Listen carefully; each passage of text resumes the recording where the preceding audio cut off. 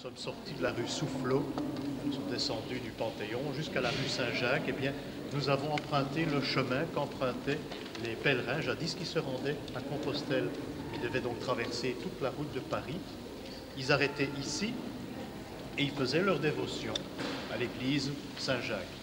Alors, on a ajouté Saint-Jacques du Haut-Pas pour la bonne raison qu'il y avait une commanderie qui se trouvait ici, immédiatement à côté de l'église, une commanderie d'un ordre religieux qui a toute une histoire, mais qui a un rapport immédiat avec le pèlerinage à Compostelle.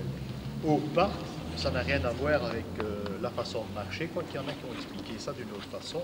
Non, Haut-Pas, c'est la traduction française d'une ville en Italie, près de Lucques, qui est Alto Passo. Et Alto Passo a donné Haut-Pas. Alors, c'est à Alto Passo qu'est née une sorte de commanderie, un ordre religieux qui a été adopté en France par Saint-Louis. Et on a créé la première commanderie de cet ordre religieux ici, à la rue Saint-Jacques. L'église est devenue Saint-Jacques du Haut-Pas. Alors, en quoi consistaient ces religieux, cette chevalerie religieuse? Eh bien, c'est très simple, c'était un noyau d'architectes et ils devaient veiller à ce que la route vers Compostelle reste en bon état. Pour mener un chemin correctement vers Compostelle, il ne faut pas uniquement des routes, il faut des ponts.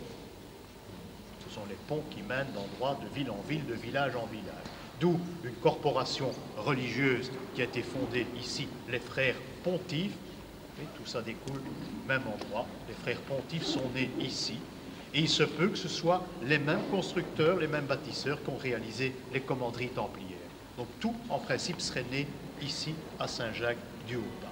Alors, pourquoi je suis venu à Saint-Jacques-du-Haut-Pas? Eh bien, pour la bonne raison que nous sommes en face de la résidence des Hugo. Nous allons voir ce qui reste, pas grand-chose, une maison dans une rue, la rue des Feuillantines.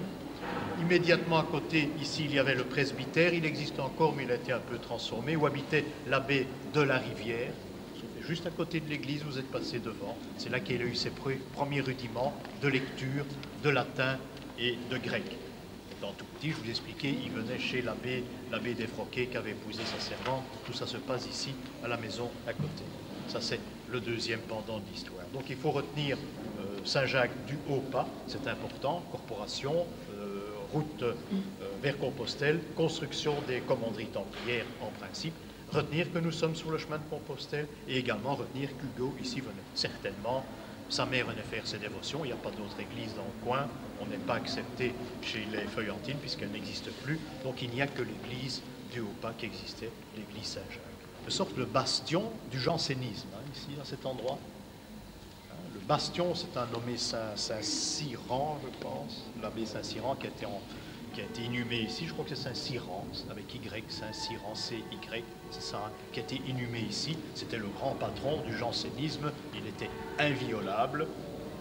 Le jansénisme n'est pas né ici, il serait né plutôt à l'extérieur de Paris, mais pas loin d'ici, dans un hôpital, à l'heure actuelle c'est une clinique, il serait né là, c'est Port-Royal, une agence, en quelque sorte on dirait maintenant une agence de Port-Royal, mais le bastion janséniste est né ici, à cet endroit, dans Paris.